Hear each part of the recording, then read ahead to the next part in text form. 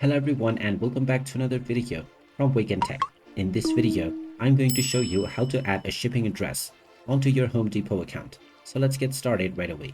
First of all, open up your web browser and then in the address bar type in homedepot.com and press enter. This will then take you into the official Home Depot website. Now, if you haven't logged into your account already, you will see the login button at the top right corner, which you can click on and proceed forward with your credentials. After logging in, if you wish to add a delivery or shipping address to your account, click on the Me icon at the top right. Then click on Profile. And now from your profile page, if you scroll down, you will see the addresses section underneath Account Settings. Go ahead and click on it. And now you will see the Add Address button.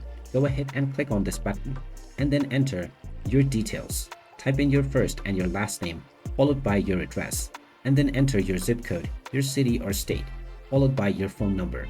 You can make this your default address by clicking on the Make This My Default Address checkbox. Finally, click on the Save Changes button. And now this address will be added as your shipping address on your Home Depot account.